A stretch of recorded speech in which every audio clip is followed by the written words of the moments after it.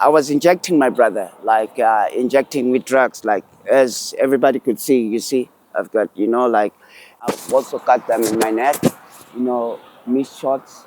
I was gonna die. My mother died when I was 7 years old. She was actually raped and shot in my side at a flat here in Joburg. I had to watch it as it happens, as a kid. The world of 666 and satanic religious contempt, it's not a lie. Yes, after I was told, like I had to sign myself into, the satanic, yeah. I lost everything, my contract got terminated, it's okay, like I got back into, scratch one again. Drugs got me like worse than what I was up until this point. In today's episode of Pharadise, we meet a man whose life was once filled with fame and music. From losing his mother at a young age to mastering instruments and rising to stardom. His journey took a dark turn when drugs entered the picture. But before we enter his full story, let's take it back to the song that once put him on the map.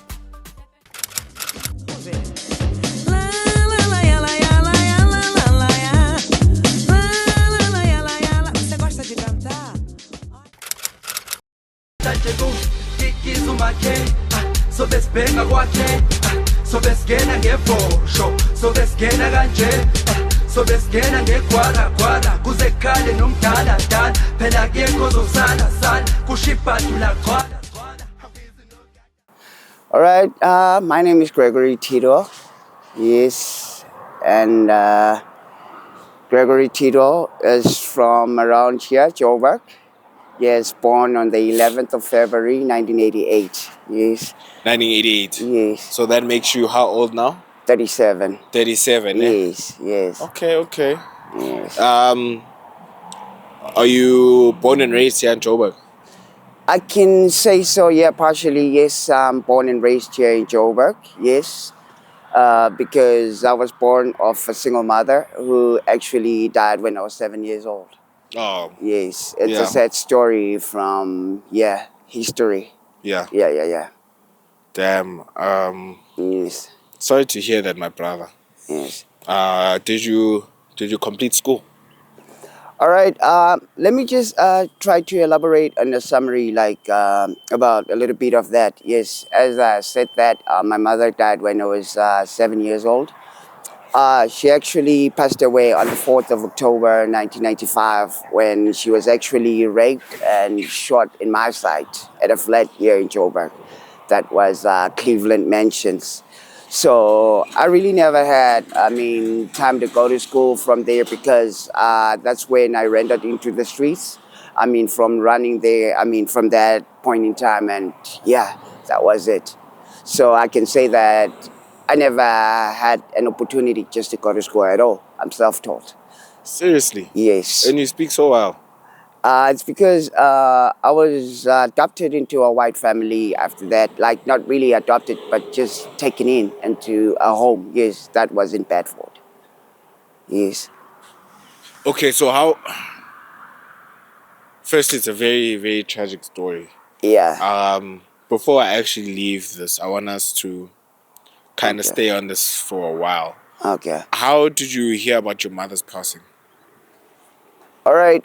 As I said that, it was the 4th of October, 1995. Okay, the time was 12:23 midnight. I still remember everything. When I woke up as a child, like from the middle night, from a noise that was happening where we used to stay, Cleveland Mansions at that time, just opposite Summit. All right, when I woke up into three men, by our sitting room, which we call it a lounge today. All right, they were harassing my mom, and in that point in time, in that minute, okay, they raped her, of which means sexually assaulting her at my side, and I held that, and I had to watch it as it happens, as a kid, and then suddenly after that, she was shot. 3 bullets on her chest, and as a kid, I was left with her at the same time with that, noisiest noise and, like The trauma. traumatized and everything. At that sudden minute, I had to run out of the flat and, run out. It was drizzling at that moment, in the middle night. I had to run to a place called Marlin Road. At that time, it was still a strip club. That's where, yeah, I believe mom used to work as a, late night woman. I found, the people that she was so, close to, calling friends and, uncles at that time, trying to, everybody was like, yeah, Shana, we'll get you home. We'll get you home. Yeah, just run. Nobody wanted to listen at my tragic story at that time. So I ran out until, I ran into a police car, that was parking down the streets. And, at that point in time, police in Joburg were not so like now, It was still like the white kind of, yeah. So I could say, so yeah, they took me, back to where I stay and only to find my mom's dead body lying on the floor with blood and, everything. Okay, when they were still examining her, like as a child, because I was still under that trauma, I had to, again run out and into the streets at that time because I was like very emotionally broken and as a kid and, like it was like a zigzag, man, in my mind that a lot was going on. So that's how I rendered into the streets and yeah, Yo, yeah, sorry, man. I thought maybe it happened elsewhere, and yeah. then you heard about it. But No, I had to actually see everything. Like I viewed everything. yeah, Yeah, I can still remember everything even today. That's the horror that has been, traumatizing me from that point until this age. yeah, You know, that pain hasn't left. I still live with it. yeah. Yes. Okay, so you end up on the street. Yeah. How long was it before you got to Bedford View and now you're taken in? All right. All right. At that point, okay, I ended up in the streets. I first stepped into Esseline at that day because there was so like few street kids. There were no like so-called malundas, like I mean the name today, but at that point in time, they were still called like hardcore, like street kids, because I mean, the kids that were there, they were under glue and benzene and that type of things, and yeah. So at that similar time, again, we had this so-called scorpion policemen, yeah, that used to be very harsh at street kids, and if you were a kid at that time, found out that you had to sleep in the streets, you were beaten, harshly beaten, you know. So then I had, yeah, at that day, like when I got out of my house, I think I slept for about 2, 3, less than 5 days. And then I ran into Bedford, just following up the road, not knowing where was I going exactly. But yeah, passing through Pest Valley. Pest Valley was still the suburb by then, like colored and white people living there, not like now, you know. And I got myself into, Bedford and Eastgate. Eastgate was still under construction, Eastgate Mall. That's what I'm talking about. It wasn't like the way it looks like now. It was still like, yeah, Beginning the plots. phases. Yeah. So then, yeah, that's where I found, a couple of, like same age mates, like that were a little bit few because they had like an accommodation by the defense force, like basement that were a base. I mean, that's there, like at the East Gate. So that's how I started living with them, and like at the same time, because as a kid running out, like into the street, vanishing into a lot of, you know, doing a lot of things again. Yeah, I would say. Sure. Okay, and then a lot of those other kids, were they like, how did it happen? Did you just go up and talk to them? Yeah. Or I actually went up to them, like I had to introduce myself. Yeah, my name is Greg, guys. And yeah, they welcomed me with, both hands, like from that moment, yeah. like, yeah, like, bringing me in. And, but, I was afraid of, the drugs at that point, taking glue and benzene and, marijuana. So I wasn't really into that. So They would come me, and up until, you know, I just happened to have met a lady called Maria. Maria was a Tiro, the same lady that became my mother, like my godmother, as I say that I was adopted, like later. She used to come around and help me, with food and, clothes and whatever, until, they took me in, at Bedford. They were an American couple, but they never really had kids. Yeah. So if I understand the story correctly, you never actually like got to stay with them. They were I, I, just I stayed with them. Like they first okay. started by helping me Okay. until they took me into Yeah, their house. Yeah, yeah. yeah, because it was Rod Tidwell, that was the husband, and then it was Maria Tidwell, that was, the wife. So it was a Tidwell couple. Yeah. So they got me in. Yes. So which makes my surname Tidwell today. Yes, Nice. That's yes, dope. yes, yes. Okay, so what do you think made them gravitate towards you? Because you said that you were living with other kids as well, Yeah, right? yeah. What do you think made them say, "Hey, there's something over here"? All right, it was as a kid, like it's the very same way that I am like today. I'm a very respecting person and a very humble person. Like I'm one of those people. Other guys would say that, yeah, I'm a coward in the streets because I don't like, being like a fighting type of person. I'm that kind of a peaceful person and a very humble, respective. That person that you would step on, but still be the one to say that I'm sorry. That, yeah, you stepped on me. Yes. So I'm that kind of person. So I think they saw a certain potential in me. So that's why they got me in. And after they got me in, that's when, I found a piano, that grand piano, like Yeah, that yeah. house, big one. Did they And have it at their house? yeah, they had it, yes. So as a child, like, yeah. So getting into that, like, wow, unfortunately, it was played by the lady, Maria Tidwell. So she used to play piano whenever she was, like, disappointed, and she would play chords and whatever. So at that point, and she had that, like, tip just to teach me because she saw that I'm into it. So she taught me the basics, and as a child, I know yeah.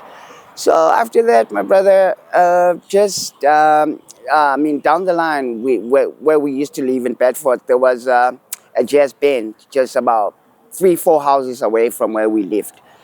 I think it was Panela, yeah, jazz band, of which it was led by Moses Mlelekwa. Yeah, the pianist, the late pianist. Moses Mulelekwa. He is going to play Jeans and Spirit. Take me back.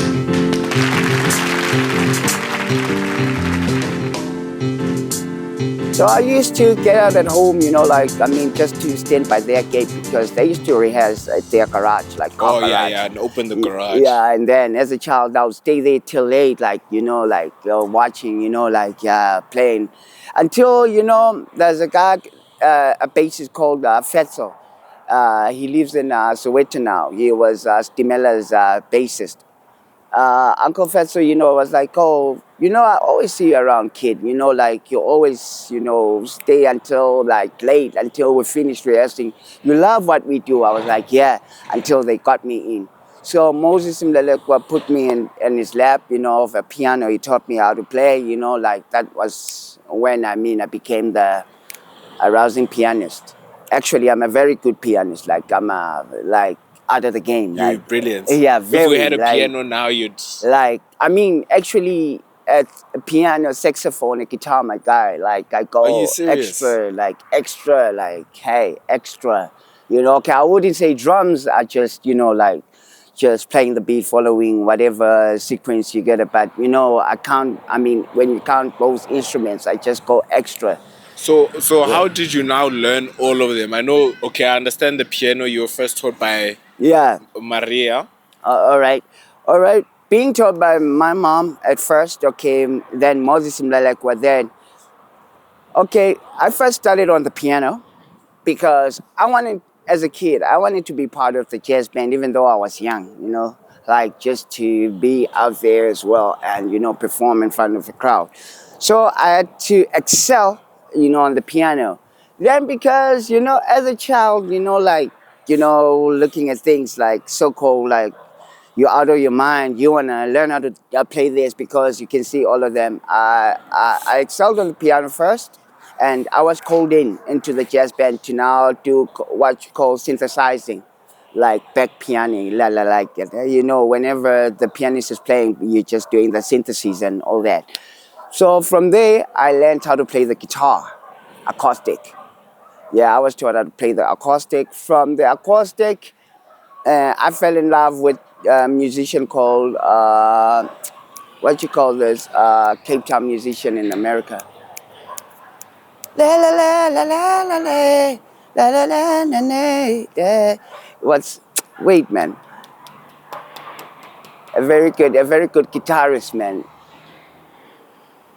In America now. It'll come back to you. Yeah. We'll come back. I fell in love with him. So then that's when I fell in love with what you call in guitar, like stepping after I learned how to play the acoustic guitar. Yeah. So I was like, like, yeah. So I went into that, a guitar, playing that. Then after that, I learned how to play the lead guitar. I excelled as well on that instrument under that jazz band as well. And then I had to learn how to play a saxophone. Yeah, a tenor saxophone, the one Hugh Masekela used to play. Yes. And then it was a little bit, like hard because, with the saxophone, it has to do with a lot of blowing. Like the blowing has to come from your inner side, like very hard blowing. So, yeah, but it went, God was so like, mysterious at me because he just was like, yeah, boy, I'm going to bless you with that talent as well. So I went into alto saxophone, From there I went to, bass guitar. It was so easy for me because now I could, play on the chords and whatever. So from those chords, I learned how to play, and then, yes, after that I learned how to play on the chords, and then yeah, it was just easier and history with me. Yeah. That's But wonderful. I really excelled. So you're multi-talented. You don't only play one instrument. You Yeah, play... I'm a very multi-talented guy. Can you sing? Yeah, I can. Seriously? Yeah, I can. Yeah, I can. Yes, I'm a musician, like I'm a proper musician. Yeah. Yeah, like I'm all like a musician, like a proper musician at all. Okay. So you played for the band. Yeah. Did you start doing shows with them? Yeah, Yeah. recently as a kid, yeah. Yeah. And how long were you doing that? How long were you with the band for? Okay, because I started performing with them at the age of 9. But because at some venues I wasn't like allowed as a kid, and because of my age, obviously. And what happened is that I used to perform at places where it was restaurants, but like the bars and the under 18, like not allowed venues. I wasn't allowed at all. So I think I played at the age of 9 until I was 14, 15. Yeah. Yeah. Yes. Okay, and then what were your parents saying when they seeing you? Because I mean, Maria only taught you how to play the piano, and now Yes. she's seeing you play all of these instruments. Were they supportive? Yeah, they were very supportive because, they were the ones that actually bought me those instruments at the end of the day. And the only thing we used to fight about was school, I never really wanted to go to school after that tragedy that happened with my life, because I always thought that, other kids would laugh at me that why are your parents white when you are black and, all those kind of questions. I was scared of such questions, with myself. So that's why. Yeah. Yes. Yeah. Did that create maybe like a rift between you and your parents? or was it just something that you guys were working through continuously? Yeah, we're working through. Yeah, it was something that we were working through continuously because like with my mother. Yeah, because like how whites are being soft to kids. Yeah, whatever the kid decides on, it's all right. Let's leave him. He's just probably gonna make his mind later. Yeah. So yeah, I didn't go to school because I didn't want to, not because I never had the opportunity to. Yeah, 100%. yeah. 100%. Okay. Yeah. So, what's the now comes the next chapter of life? Because now you're like 15, 16, 17. All right. Okay, what comes into the next chapter of my life? All right, is that my family goes back to America, all right, finding that they wanted to take me with them, but then now the papers were not clearly done, properly done, if I may say. So I had to stay back, if I may say, but obviously under their care. If I'm saying under their care, obviously they were sending money and all that. I got myself into the gangster life now, you know, because not only my love was onto music, and also like GTR racing, like this F1 racing of Yeah. I also have love like this Schumacher racing car. I also wanted to become an F1 driver. So now I introduced myself into the bad gang. If I say the bad gang, I'm talking of the carjackers, obviously. How did you introduce yourself? Was it people that maybe you knew around?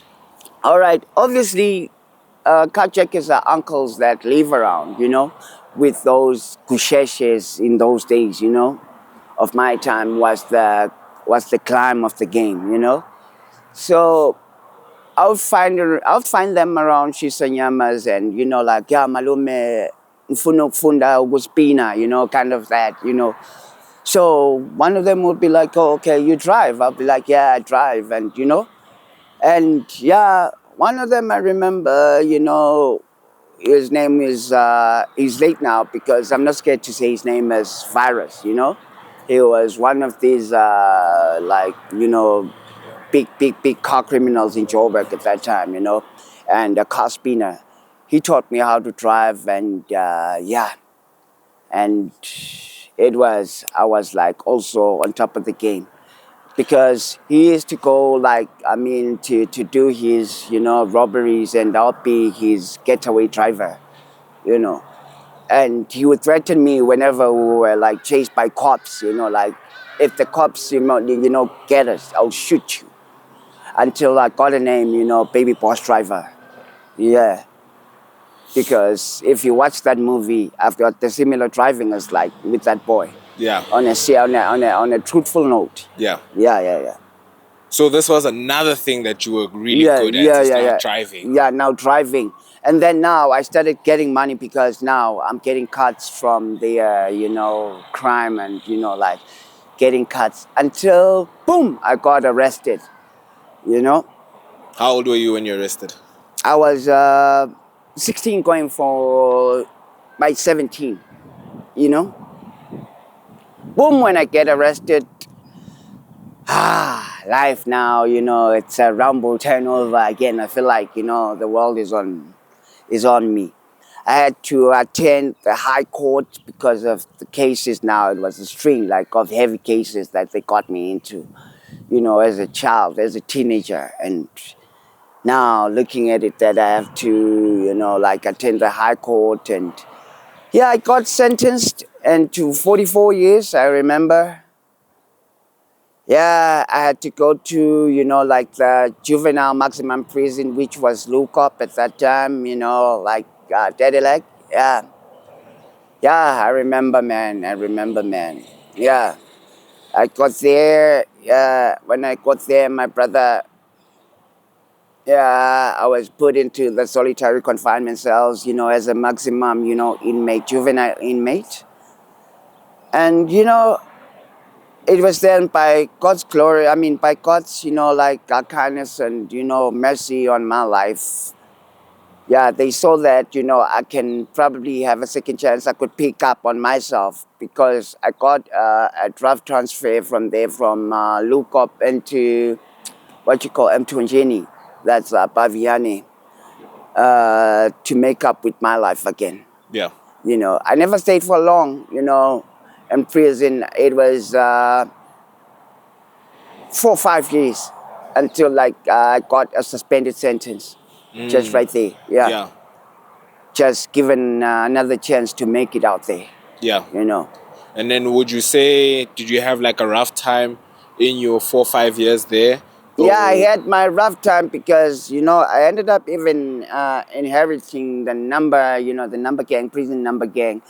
I was under the rough trees and yeah, that's what I am now, what they call Charlie Madala, that's what I am, a rough tree, Yeah, but yeah, it was, a passage of, and a phase of life that, teaches you to be something again. Yeah. Yeah. And then didn't it help?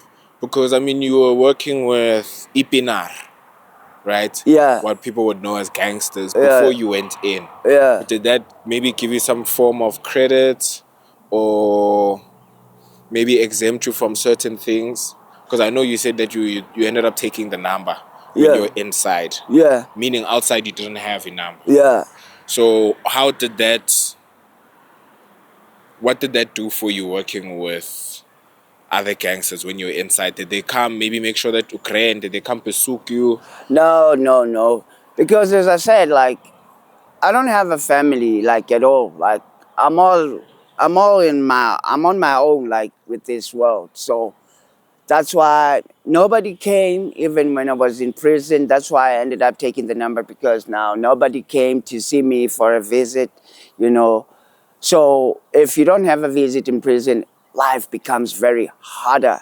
But, it taught me something at the end, that whatever you do, no matter how much secretive you can be, but everything has got its own results. Everything equates to something. Whatever you do equates to something, whether good or bad, but it will equate into something. Yeah, all darkness will be brought to the light. Yeah. Yeah. Yeah.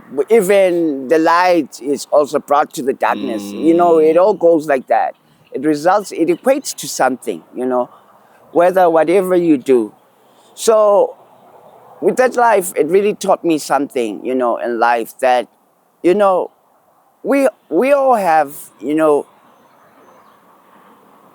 two ways. Whether you come from a good family or a bad family, but we all have two ways. The good or the bad. Everything teaches something. Yes, everything happens for a reason. Everything happens for a reason, I mean. Yeah. You know what I mean? Yeah. So it taught me like a lot in life. Being inside prison and that life. Okay, so you come out of prison. Yes, I come out of... You get a second chance at life. Yeah, I get a second chance at life. I met up with one of my friend's father, like not my friend, my brother's father, called Linda Abtilizi. His father is Mandaptilizi here by Balfour. All right, because when I got out of prison, I bought myself an acoustic guitar. It's very cheap. They start from 400 and something. Like, I was playing around, and again, I get an adoption. Wow, and you've been blessed with that. Yeah, to the Telezi family now, and in Alexandra. That's where I first met up with my brother Linda, at his house. He welcomes me as I come with his dad, because his father, loved me that I could drive as a small boy. Yeah. At that, time, as a little kid.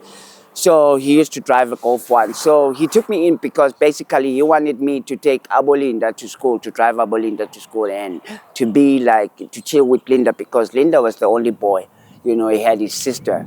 So I wanted at least, to have another boy to, cheer around the house with.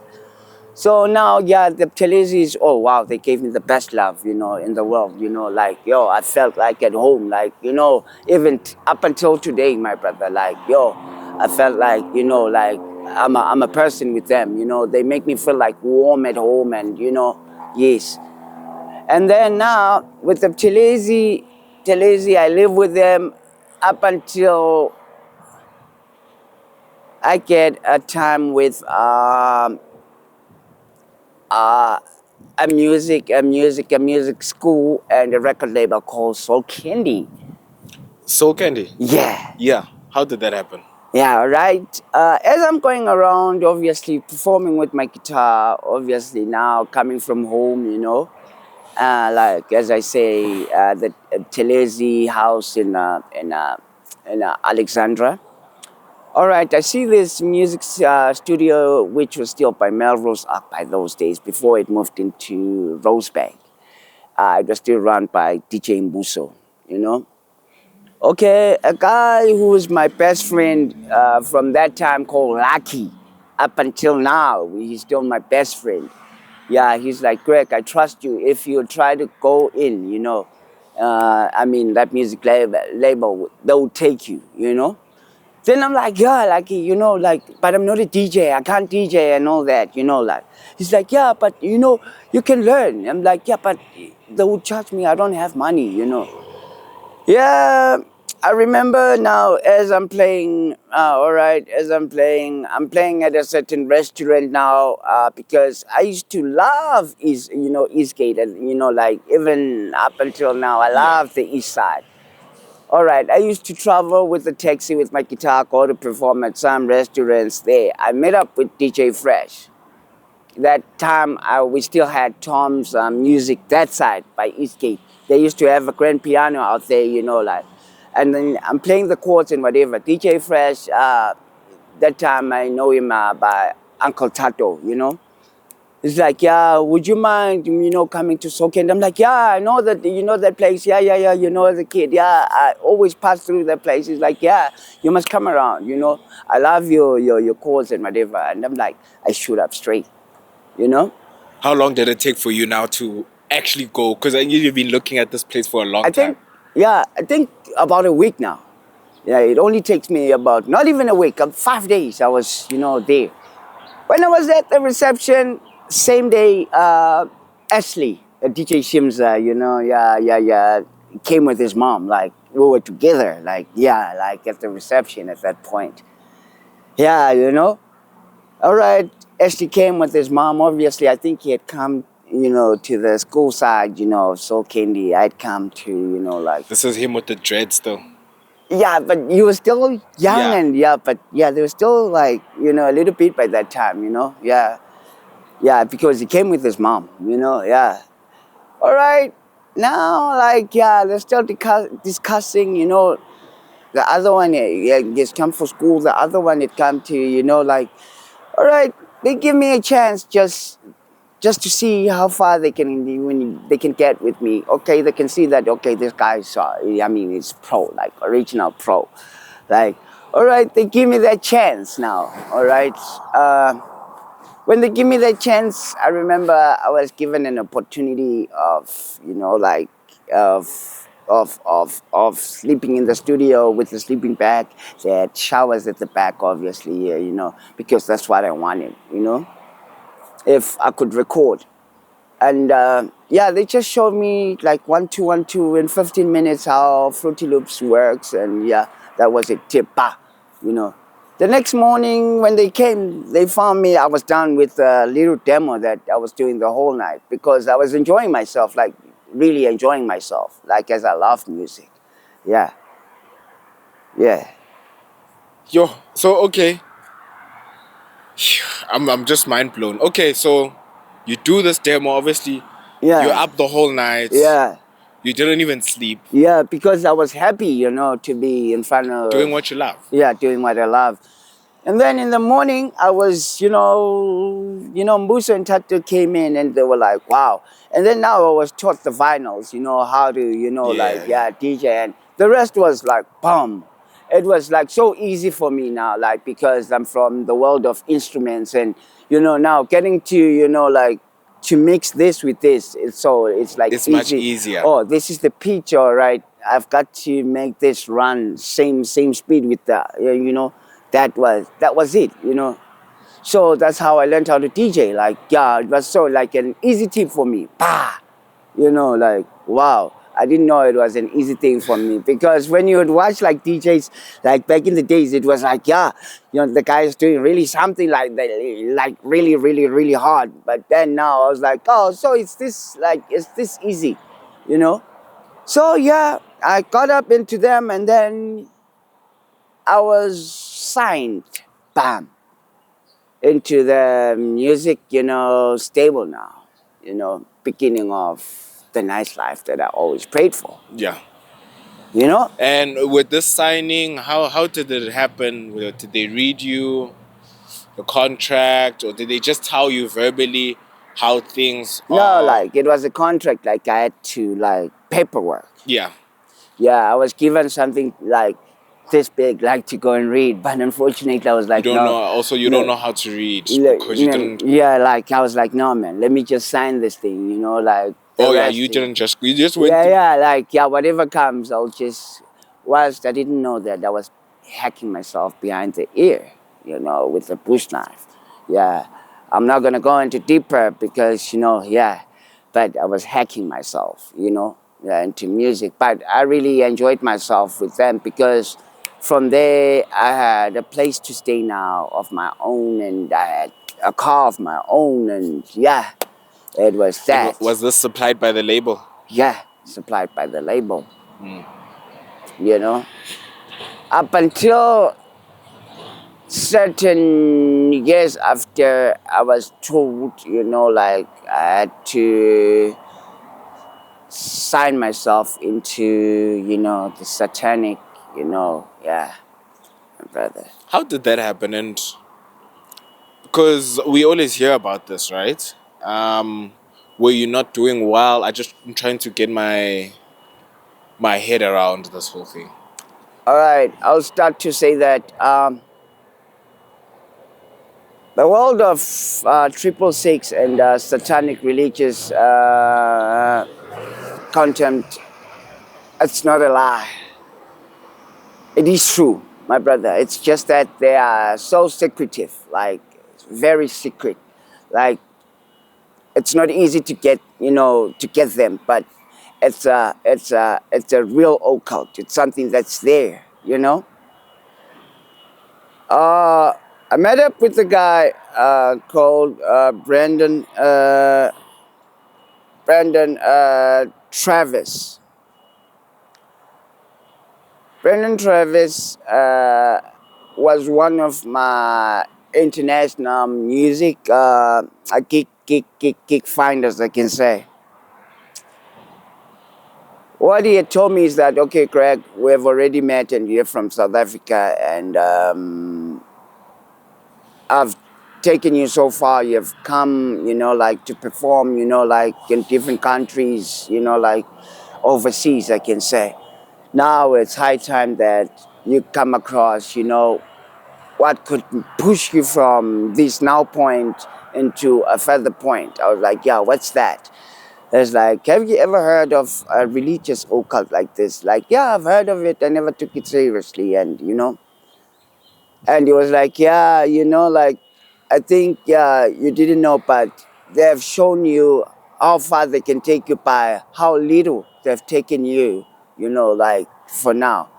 I'm like, it's like, yeah, I'm sorry, I didn't tell you, but yeah, it was this occult that was taking you. It wanted to show you, like how far it can build you if you can just give your soul into it.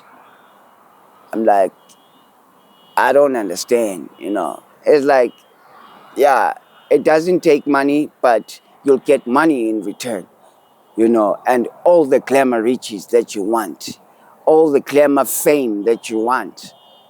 And I was like, yeah, I understand, my brother, but yeah, the bottom line is that I'm a God-fearing person, like from since I was young, like because I come a long way with God, I mean, not any other God, just the one whose name is Jehovah, like the one who's in heaven, the one who sent Jesus into this world, the one whom, Prophet Muhammad, used to pray to, the only one God, you know, that's the one that I'm fearing.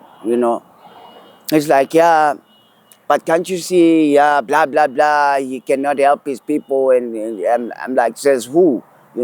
Because at the end of the day, in the Quran, in the Bible, he never promised us of the good life in this world. But in the world after, yeah, that's the world after death. That's where he promised us. Then he's like, yeah. So he's like, all right, then because, you have played with our, with our strength that we were trying, to push you up. So now we're going to take you back to what you were before. And, that was when, because I didn't agree to give my soul into whatsoever, he brought in the line. Then that's when everything just got like, everything like just fell off. I lost everything, my contract got terminated, it's okay, like life just became like, everything. Like I got back into, scratch one again, the streets, because I had nowhere to run to. I don't have a home, I don't have a family, even though the Buthelezis are there. But remember, man, like how life is. But I can always run there, but I'm a grown-up man now. I cannot always run into them because they helped me with whatever they could, at that time. But it doesn't mean that, is. So yeah, that was life with me. And then because of disappointments and emotionally broken, I started, with drugs. And drugs got me like worse than what I was up until this point. Yes. Yo, man, that's unfortunate, Yes. Yes. because it's not that you're not talented, Yeah. and I'm sure that's what gives you so much heartache. It's because you're talented. You Yes. can do this thing without their help. Yes. Yes. So, them taking things away, like how you say, Yes. must have hit you really hard. Yeah, it hit me very hard because at that moment, even I lost a child, bro. I lost my child. Like, yeah, like, yes. And that's the worst, painful part of my life. And, even today, man, like, it hits me emotionally and to my soul, like, because my child was like, yo, my love, my, like, yeah, yeah, yeah. I can just end there, man, yeah, Yeah. yeah, No, sorry, my brother. yeah. I wanna find out on a lighter note. Yeah. Do you have any songs that maybe we might know? Because you did have a good run, Yeah, You do. I've got a lot. I've got a lot. Vem Rebola. Yeah, Vem Rebola. Yes, and I've got a lot, man. Yes, I would say on the album Africanism. Africanism. Yeah, yeah. Everybody knows of Yeah. that. Yeah, Yeah. everybody knows of that. Okay, and can we still find your music? Yeah, yes. You can still find when you just type DJ Gregory. Yeah, DJ there it is. Gregory. Yeah, there it is. Yeah. No, I think even now when I leave here, I'm gonna go and play some of your music. Yeah. Thank you. But okay, so while we're still on the music, is there any form of remuneration or payment that you get now after all these years? Because it's your music. You created it from scratch. I'm sure you played Yeah. almost all the instruments in the Yeah. song. As I said, like, you know how music goes, my brother.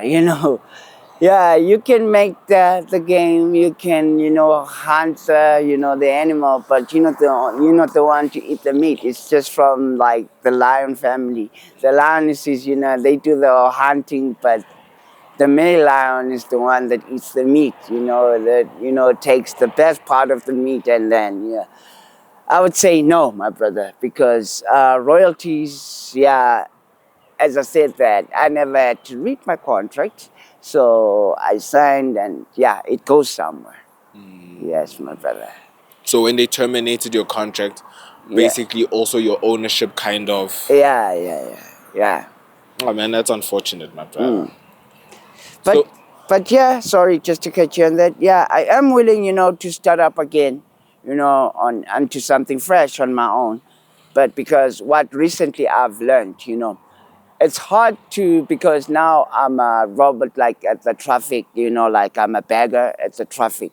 Only if somebody would sponsor me with a smartphone because one thing I've learned, it downloads the best softwares rather than to ask for a laptop, something that would, somebody that, like a laptop, But, a smartphone and, DJ headphones plus, two flash drives, perhaps 64 gigs and upwards, I'd make the best of my game, I promise. 100%. Yeah, to Especially, just, I think you could do well, especially with Amapiano now. Yeah. Looking at how international it is, Yeah, my brother, yes. I think you could really come through.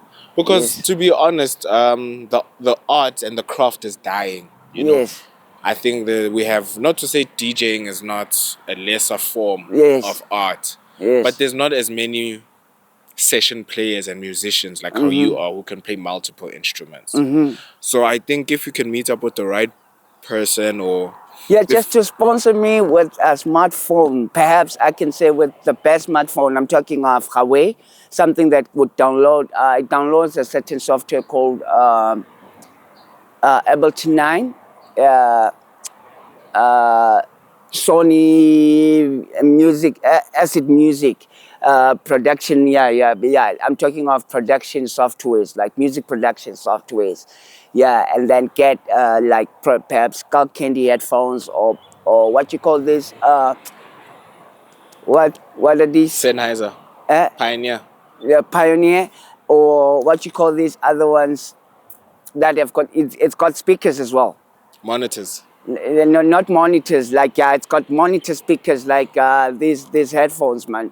They sell them by game. Wait,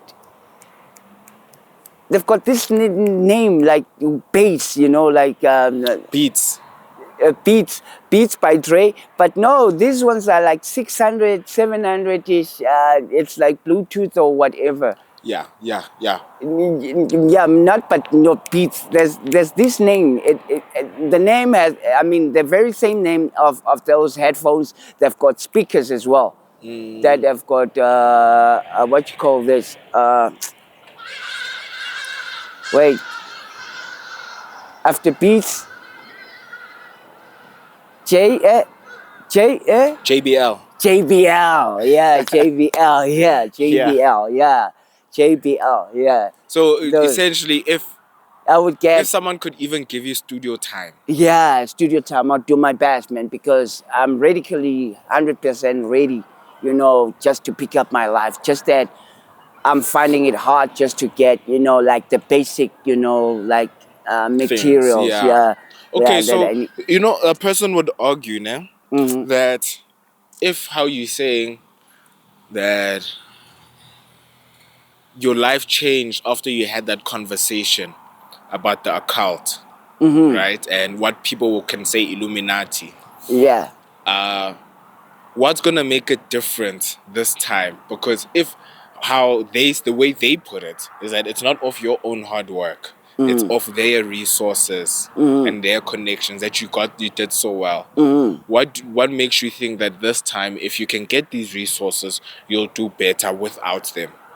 Because now I would stand on my own, like with God, not only with my own, with Jehovah, on my side, following the right way. Because before, we used to use agencies and, not knowing what you're putting yourself into. But now, knowing from what I learned from, the past, I think, I would stand, like the right way, right through. Because what leads me through, that's just that prayer, my brother. Prayer is the answer to everything, Even though I would say that I'm Muslim by, religion, but, I've now obviously conquered into many religious, holy beliefs. I can say heavenly beliefs, you know. Yeah, really Christianity is something that we call angel in, Islam, yes. So I would say that, Salat is the main thing. Salat is prayer, by the way. Oh, And yeah. Oh, yeah, seriously. yeah, in Okay. Muslim, yeah, it's what would run me just right through, right through. Okay. Um, I hope there's someone who's watching who can help you with your situation. What I'm hearing is that you're not looking for a hand out. You're Yes, looking for a help up. yes, Someone to extend their hand to help you get from the position that you're in. exactly. And you'll do the rest. The rest I will do, my brother, because Allah is just, the main, the main, hand that's uplifting me. I'm so hungry again, of this, because to me, music is not just about, the fame. It's about the love. I come a long way with it, like that's where my fun and enjoyment, is. So yeah, that's it. I think I think you've got a bright future. I just think that you just need to hold on Yes, to the situation that you're in now. Same like how and I'm sure you've learned, life is about seasons. yes, This is your winter. And yes, surely soon your spring is coming, your summer is also coming. yes, true. I think I think that there's definitely potential, Yes. and things will go right for you, my brother. Thank you so much. And, Things will, I so much believe into that because, yeah, I've left even that, so much crying that, I don't have a family. Yes, it's a fact, but I won't change it. It's how it is. But at the end of the day, I've got to push myself. I've got to uplift myself because, truthfully, it's not so long. I've even left drugs, yeah. I've left a part whereby I'm under the help of ANOVA. ANOVA is an organization that helps us with methadone.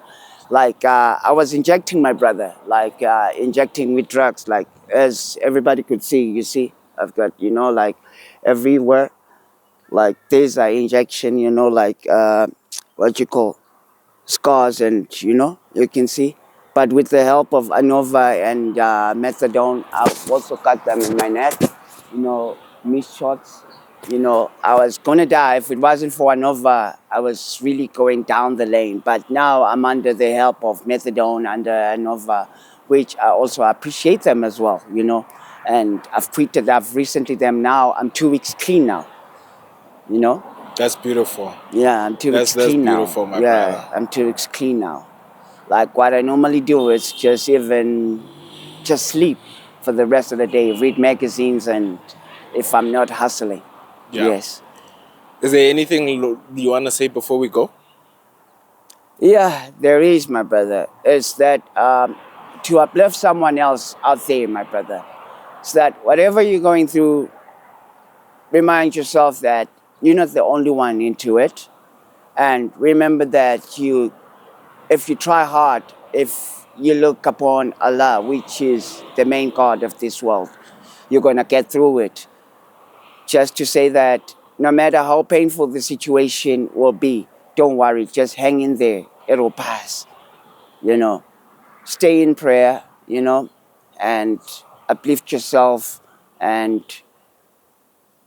be stronger and have the courage more than anything else. You'll make it. Amen. Gregory, Yes. thank you so much, my brother. Thank you, my brother. Hope everything goes well. Yes. All right, brother. Thank you.